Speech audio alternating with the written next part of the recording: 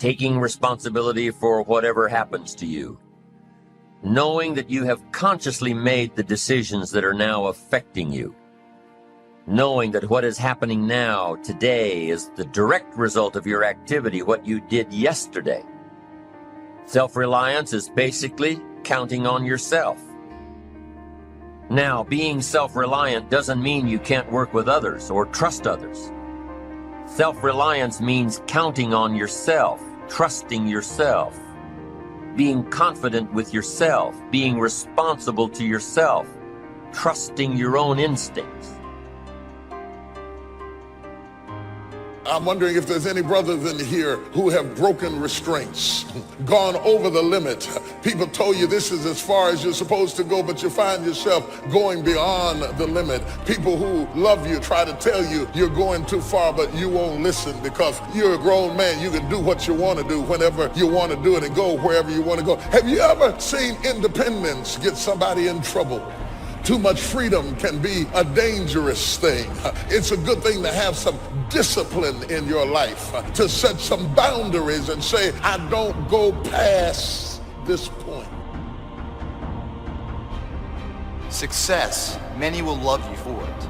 The majority will hate you because your success makes them feel insufficient in their current endeavor, reminds them of where they could have done it but they came up short and how they didn't revisit it.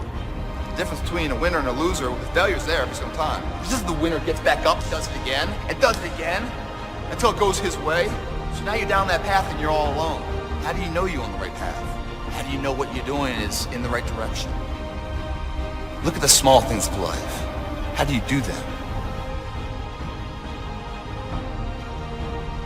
If you decide to take the initiative to change the current quality of your life, I say to you that you will find that the universe is on your side, that life is on your side.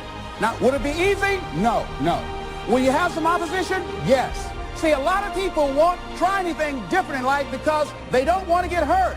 Let me tell you something. It's too much pain to duck. Pain is everywhere. Viktor Frankl calls it unavoidable suffering.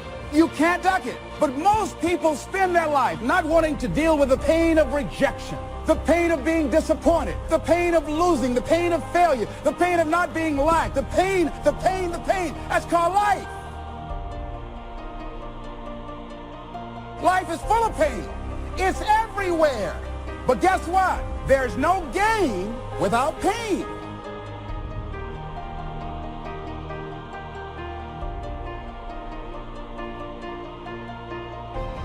Today, you never say good enough.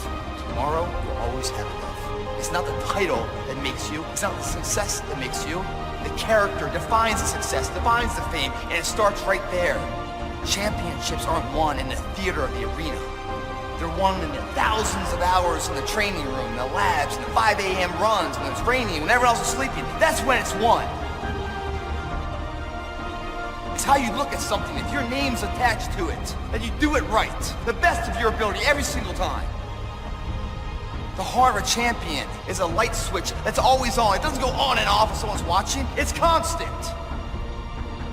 How you hold yourself in the small things of life. Build the character winning blocks of the things that we're remembered for. Isn't it funny how you can find yourself in a state that you're really not supposed to be in? Maybe you're not in a physical cemetery, but you're in a spiritual cemetery. You're just in a dead place. Let me talk to you a minute because I know you all have never been in a dead place. But I know what it is to be in a dead place. I know what it is to get up and get dressed and put on my clothes and drive to work and nobody know that I'm living in a dead place. I know what it is to paint a smile on my face just because I know you're looking at me and you expect me to smile and keep to myself the secret that right now I am living in a dead place. When you find yourself living in a dead place, you are so excommunicated from everybody around you that it's hard for people to reach you when you're living in a dead place. See, I say if you look at your life, and if you're not getting what you want, you owe it to yourself to do something differently. 85%, they say, of Americans go to jobs that they're unhappy. If you're doing something 8 hours a day that you don't like, it's not giving you what you want, it's not giving you a strong feeling of satisfaction and fulfillment, if that's what it is, you owe it to yourself to start strategically working to change directions. Most people will resist change. Most people will fight change as if change would be worse than what they're experiencing. Success, guys, is a very, very lonely road, man. Along that road, you're not going to see too many friends. You're going to see your shadow most often. See, the thing is, for many people, they've tried the same path you're on, and they failed. As you walk this journey, you're going to see carcasses all over the place of people that didn't quite have it. How do you know you're on the right path? Where do you go to ensure that?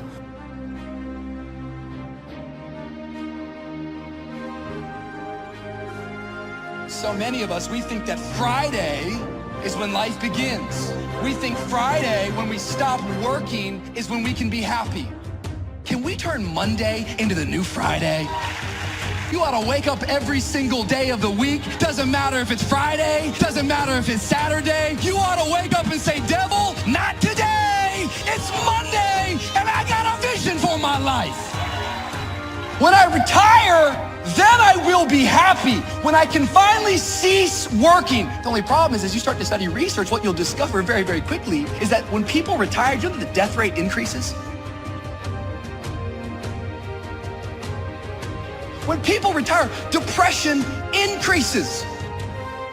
What if the thing you despise is keeping you alive?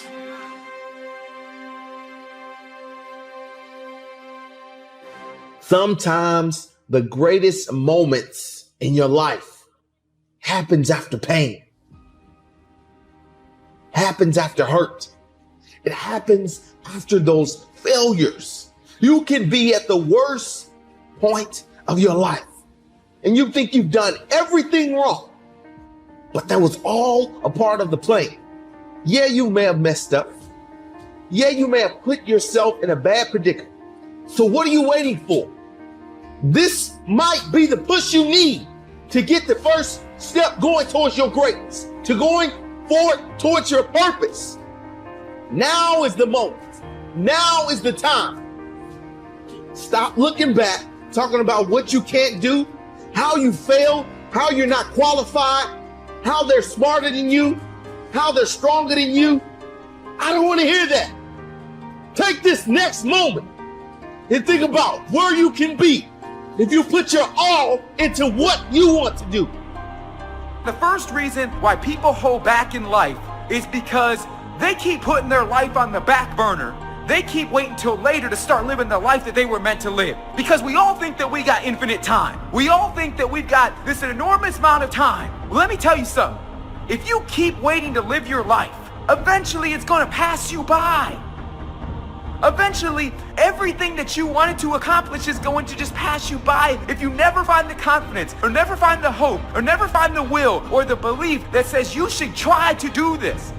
I see so many people out there that are like, I have a goal, but I can't do that right now. I want to pursue my dream, but we living in a pandemic.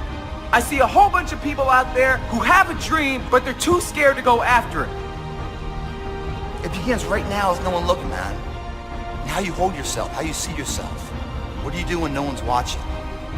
If you do it then, I guarantee you, you'll be doing it when everyone's watching. Gestalt psychologists give an example of being self-reliant. They say that you're responsible for getting caught in the rain. They say that by deciding not to carry an umbrella every day, you have made the decision to endure an occasional drenching. Translation: by not being prepared, you make the choice of getting caught in some of life's unpleasant circumstances. Be they rain, failures, economic losses, relationship losses, professional losses, personal losses. By not being prepared, thinking ahead, it's your choice. Now here's the other side of it. By being prepared, you increase your chances of success. You increase the likelihood. By being prepared, you increase your chances of success. of seizing opportunities when they come your way, of being ready within yourself to take advantage of once-in-a-lifetime situations. Some people tend to blame others for their mistakes, blame others for their failures. Somebody says, it's not my fault the report isn't done. So-and-so didn't do their part. Of course it's your fault. It's your report too. It's your responsibility to see that everyone you delegated work to does their part.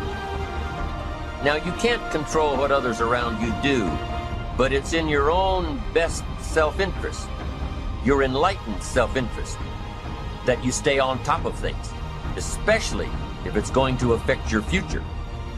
You think your boss cares that John didn't do his part?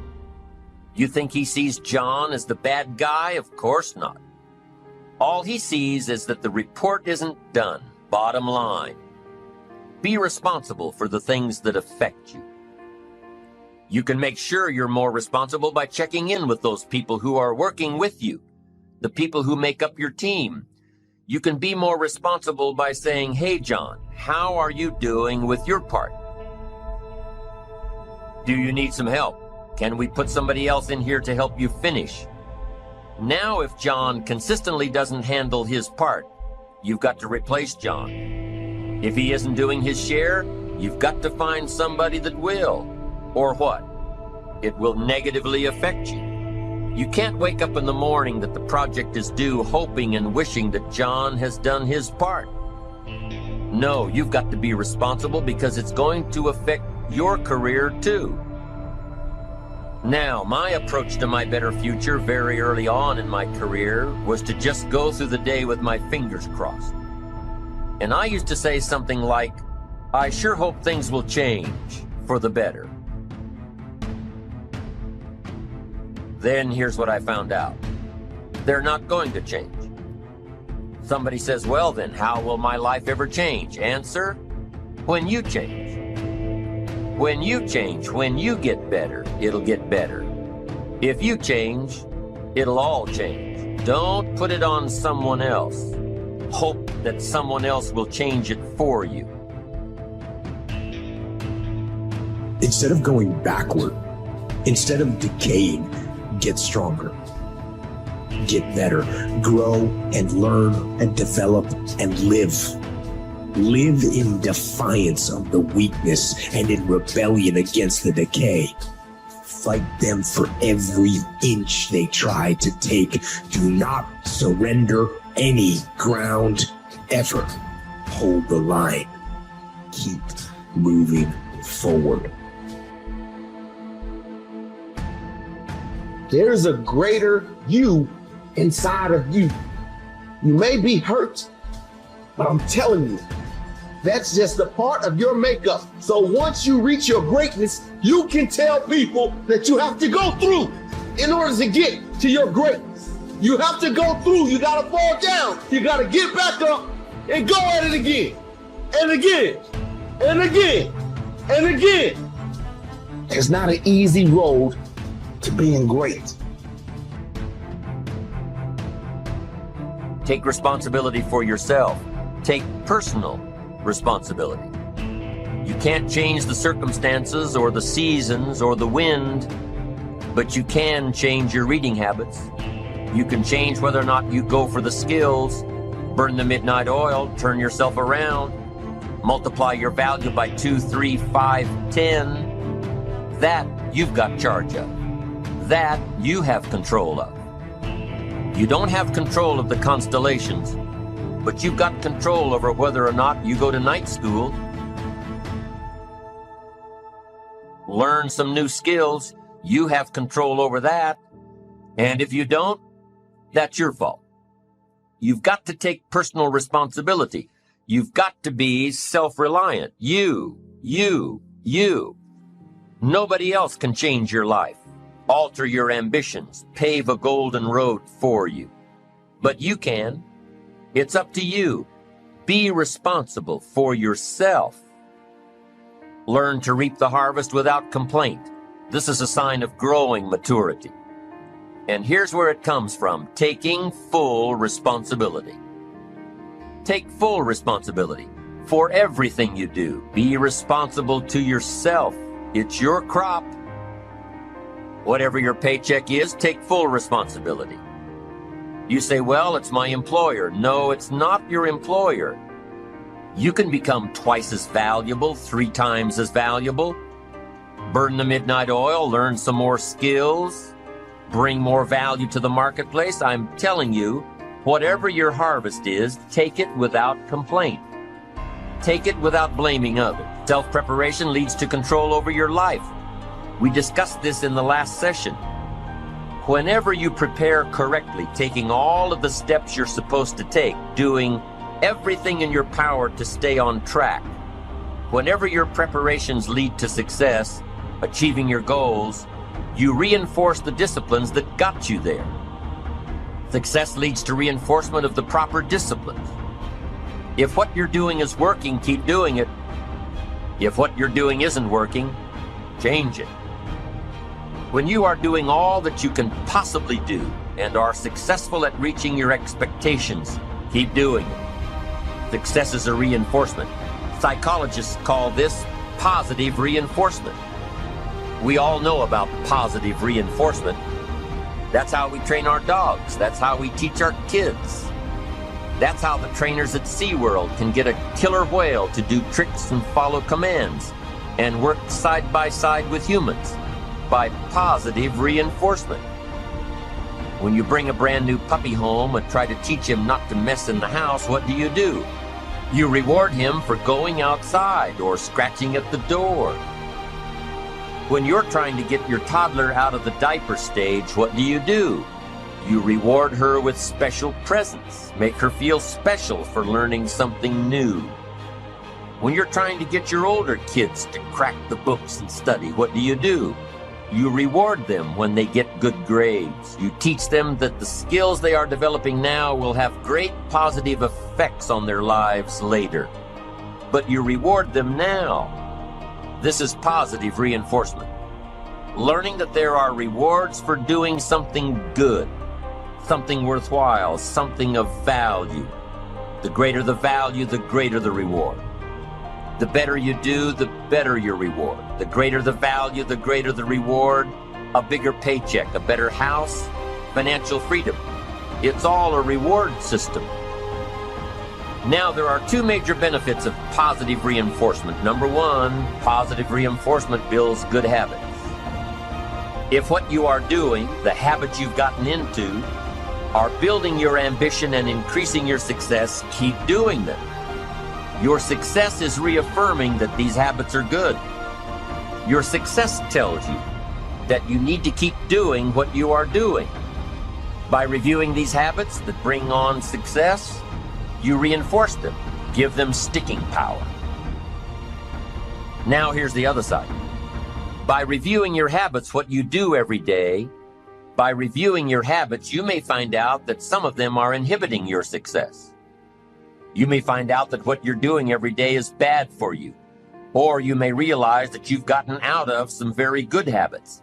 Somebody says, well, I've just gotten out of the habit of taking my daily walk around the block.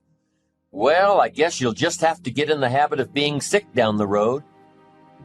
Somebody says, well, I used to read the books all the time. I've just gotten out of the habit. Then change it. Go back into your disciplines. If you've just gotten out of the habit, just get back into the habit. It's called discipline. If it doesn't work, don't do it any longer. You can keep your fingers crossed if you want to and hope that it'll all straighten out. You can wish for the wind not to blow quite as severely, to change in your favor, but we call that naive at best. If the habits that you've gotten into aren't serving you, change them. You can't keep doing this any longer. Don't wish for a better wind. The key is to wish for the wisdom to set a better sail. Utilize whatever wind that blows to take you where you want to go. That is the philosophy I picked up at age 25, and it revolutionized my whole life. And here's what I found. I found it was easy. I became a millionaire when I was 31, and I found it was easy. Now here's my definition of easy. It was something I could do. I figure if it's something you can do, it's easy. But here's a little parenthesis. I worked hard at it. I made sure my disciplines were in line. I made sure my habits were good. I made sure I did all that I could. I found something that I could do, but I worked hard at it. I got up early, stayed up late, and worked hard from age 25 to 31. But what I did was easy, meaning it was something I could do. Well, you say, Mr. Rohn, if it was so easy, how come during those 6 years, all those other people around you didn't get rich? Here's why. It's easy not to. How else would you describe it? That's it. It's easy to keep doing the things that don't work. It's easy to keep bad habits. It's easy not to develop the disciplines. It's easy not to. So how come I got rich and they didn't? Here's a philosophical phrase. The things that are easy to do are also easy not to do. That's the difference between success and failure, between daydreams and ambitions. Here's the key formula for success. A few disciplines practiced every day. And those disciplines have to be well thought out. What should you spend your time doing? Don't waste your time on things that aren't going to matter. But a few simple disciplines can change your whole economic future. Future with your family, future with your business, future with your enterprise, your sales career, your management career. A few simple disciplines, a few simple habits, good habits, repeated every day. Now here's the formula for failure. Errors in judgment, repeated every day. All you've got to do is to have a few errors in your judgment and repeat them every day. I'm telling you, they'll spin out of control in 10 years. You'll end up driving what you don't want to drive, wearing what you don't want to wear, living where you don't want to live, earning what you don't want to earn. A few errors every day, bad habits every day. It's disastrous. Now here's why it's easy to repeat an error in judgment. Because failure doesn't fall at the end of the first day. Bad habits don't show their horrible results at the end of the first day, or the first week, or the first month. It's easy to get faked out. If disaster fell on us at the end of the first week, we'd change our philosophy. But it's so subtle. Errors in judgment, bad habits.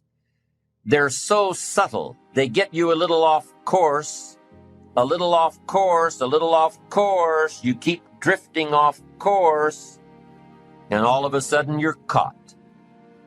So you've got the choice right now of one of two easies, easy to do or easy not to do. I can give you in one sentence how I got rich by the time I was 31. I did not neglect to do the easy things I could do for 6 years. I did not neglect. That's the key. I found something easy I could do that led to fortune, and I did not neglect to do it. The major reason for not having more of what you want in America, more health, more money, more power, more influence, more everything, the major reason is simple neglect. Neglect. And if you don't take care of neglect, it becomes an infection, and then it becomes a disease. So if you're in the habit of not doing it, doing all it takes to get ahead, get in the habit of doing it. Doing all it takes. That's the first benefit of positive reinforcement, building good habits. Now, the second benefit of positive reinforcement is that it creates the energy to fuel additional achievement. It gives you the drive to do more, to not only keep on doing what's right, but to do more of what's right. The disciplines that will help you grow and get ahead of it all. The knowledge that what you're doing is paying off creates more energy to keep going. How easy is it to get up in the morning when you know you're not doing all that it takes? It's not very easy at all. You can just lay there awake thinking, oh, what's a few more minutes in bed? It won't matter much anyway. Wrong. It does matter. It will matter. Now, how easy is it to get up in the morning when you're pouring it on, doing the best you can, anxious to get going, make progress toward your dreams? It's a whole different story. When you're resting to renew your reserves, it's much different than resting to avoid your day. When you're psyched up and excited for your life, when you're excited for what you've planned to accomplish for the day, it's amazing. You'll wake up before the alarm clock even tries to startle you awake. Your successes fuel your ambition. Your successes give you extra energy. Your successes pave the way for more successes. It's the snowball effect. With one success, you're excited to meet another, and another, and another. And pretty soon, the disciplines that were so difficult in the beginning, the disciplines that got you going, are now part of your philosophy.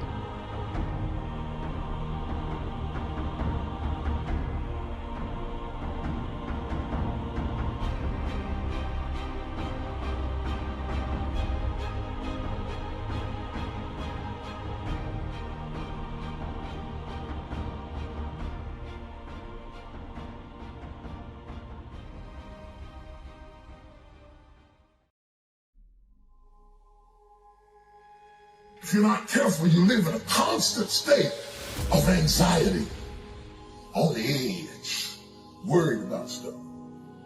My biggest regret at 55 is all the things I worried about between 25 and 55.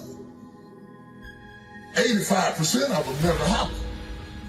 But it doesn't matter that it doesn't happen if it steals your joy, if it robs you of your peace, if it stops you from celebrating the moments that God has given you. Because some people can't enjoy where they are for worrying about where they're going. It might be dark for you right now, but it's not over. You might be going through a season of the absence of a thing that you legitimately need, but it ain't over.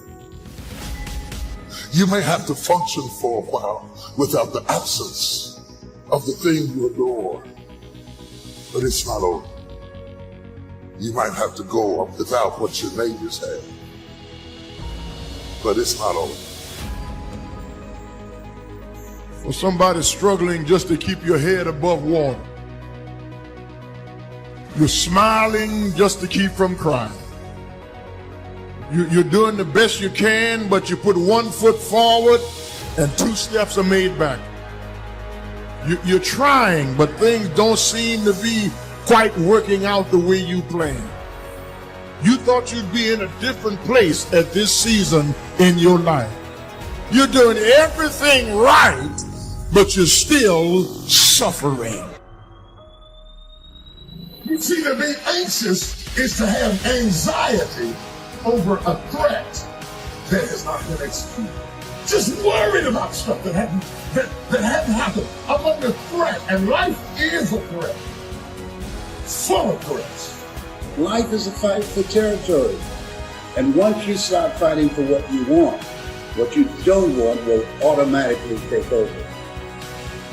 To really be able to persevere in times of trial and fiery difficulty. I'm telling you right now, if you are going to birth your dream, your passion, and the second half of your life, you can't draw back when life gets tough. You've got to stand up to it and push. We have 1,000 reasons every day to have anxiety. The psychologist says that anxiety is like a pilot flying a plane, looking at all of the various gauges on before him and not understanding that the gauges are incorrect. It makes you think that you're flying lower than you are, that you're closer to destruction than you are, and you're reacting to the gauges as if you were about to crash, never realizing that anxiety breaks your gauges and you cannot trust your own senses. You can't trust your gauges, but you will get there. You may go through some stuff, but you will get there. You may be betrayed, but you will get there. You may even be delayed, but you will get there. Life is difficult, and a resilient person is capable of standing up to things in the face of fear and moving forward voluntarily, convinced of their own competence and ability to prevail. But not enough people are willing to build that mental, emotional toughness. And the moment they do, they'll persevere. You face yourself, you realize you want to be better, you realize you don't want to be this weak, insecure person in the world who has all these problems that we all have. We all have. Spend time with yourself. Trust me. And once you find that passion and that purpose, your goals, your purpose, everything will just start lining up. And then you'll find the courage to start that journey from that 20 to 100. Zig said most people in a fearful situation, they forget everything and run. But there are a small number, the road to rise is straight and narrow, a few there be that find it, who face everything and rise. He said if the dream is big enough, the odds don't matter. And so when you say dream big, that's major. One, there's power in pursuit. Because, as Jim Rohn said, it's not the accomplishment of the goal that matters. It's what you become in pursuit of the dream in the process. Because when you have a big dream, it will introduce you to a part of yourself that you don't know right now, that you will never discover in your comfort zone. Because in order to achieve that dream, you've got to die to who you are now. I must die daily.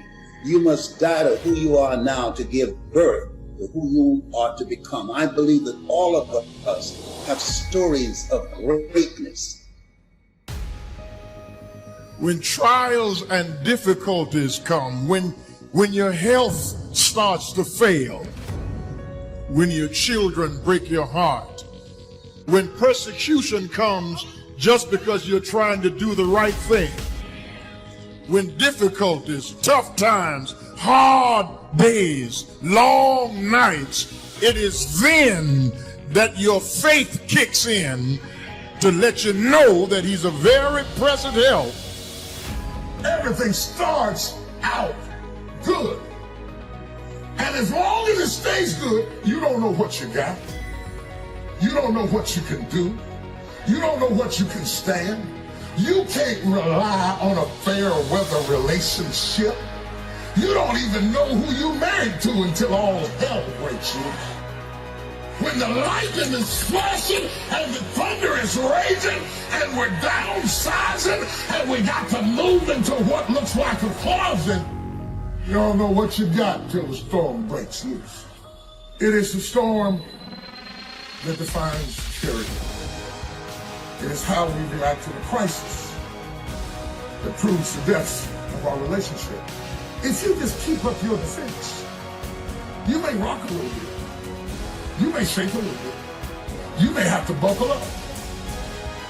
But you will get through this. But if you forsake the posture of protection and panic up under the threat of assault, then the enemy gets territory that he would never have because you relinquished your position.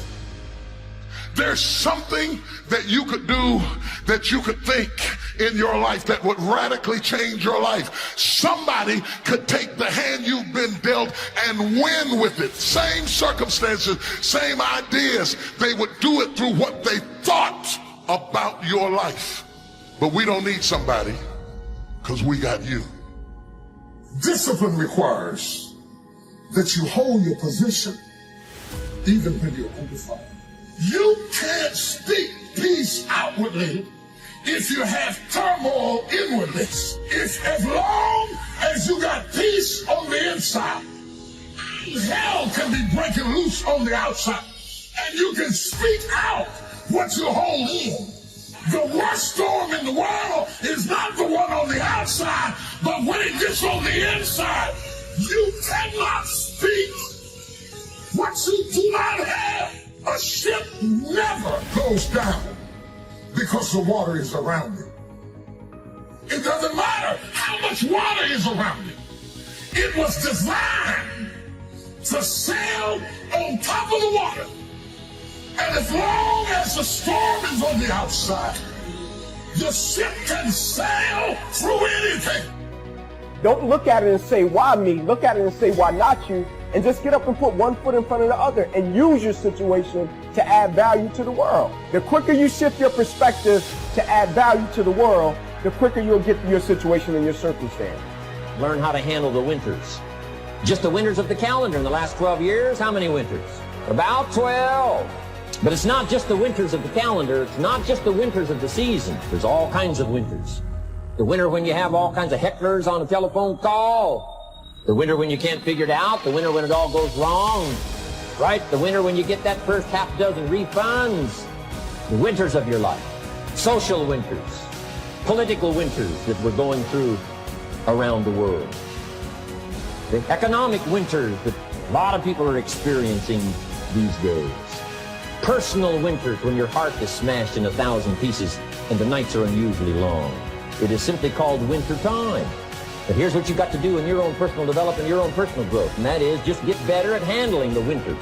You can't change the winter, you can't change the seasons, but you can change yourself. Never say, I don't know what it is that I got.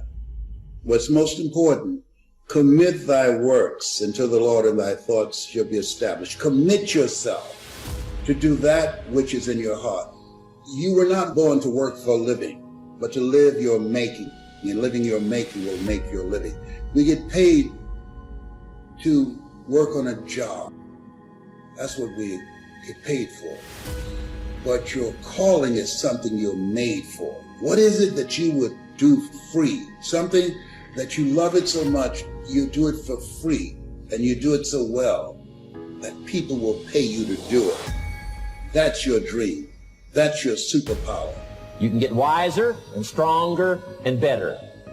Wiser, stronger, better. Go home smarter than you came. Go home with more ideas than you came with. Next, get stronger. You can develop the muscle. You can develop the courage muscle. You can develop the inspiration muscle. You can develop the dedication muscle. You can get stronger.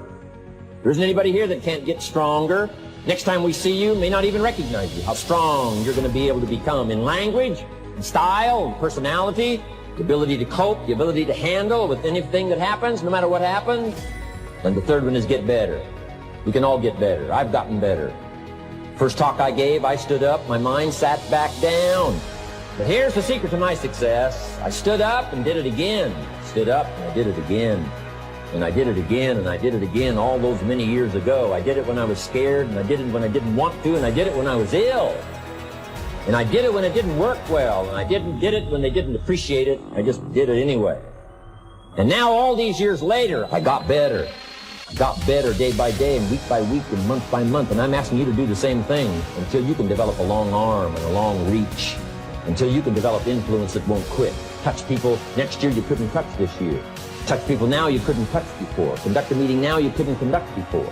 Heart and soul now mixed in there that wasn't there, missing before. I'm asking all of you to get better in spite of the winters, in spite of the downturn. The money downturn, the social downturn, the personal downturn, whatever it is. Just get stronger. Get better. We've all got those personal winters. We know what those are like. Barbra Streisand sings, it used to be so natural to talk about forever, but used to be's don't count anymore. They just lay on the floor till we sweep them away. You don't sing me love songs. You don't say you need me. And you don't bring me flowers anymore. A winter song. But hey, we're acquainted with all those personal winters, all the rest of it. The key is not to wish for a better winter. The key is to wish for more strength, more wisdom, more courage, get better, get wiser, get stronger. And do that. Because if it's something that resonates with you, it's something that's in your heart, where your heart is, there your treasure is also. Remember A.L. Williams said, all you can do is all you can do. And all you can do is enough. but make sure you do all you can do. We always go all in on something that we love. What's in your heart? Because where your heart is, there your treasure is also. In my book, I say, live a heart-centered life. So as long as peace guards your heart and your mind, your life can go through anything. As long as you don't get so caught up in your swing, in your business, in your dream, in your hope, in your potentials, that you drop your guard. Stand right still. Steady yourself. Take control of the situation. No matter what you read, or what you heard, or what they say, or what they do. Don't drop your guard. You can make it through anything as long as you don't drop your guard. Your scripture, here's what he said. I fought a good fight. See, that's extraordinary to be able to say. I fought for my kids, and I fought for what was right. And I fought for my good health. And I fought to protect my company. And I fought for a good career that would bless my family. I fought a good fight. It's good to fight. The encroachment. Opposites are in conflict, and we're in the middle. And if you want something valuable, you got to fight for it. Then this writer also said, not only have I fought a good fight, and I'll finish with this, and I got a much longer list, but maybe I can cover these at another time.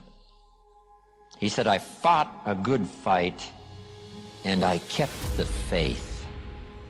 See, that's the deal. Keep faith with your family. Fight like crazy and keep faith. Fight the enemy and keep faith. Fight illness and keep faith.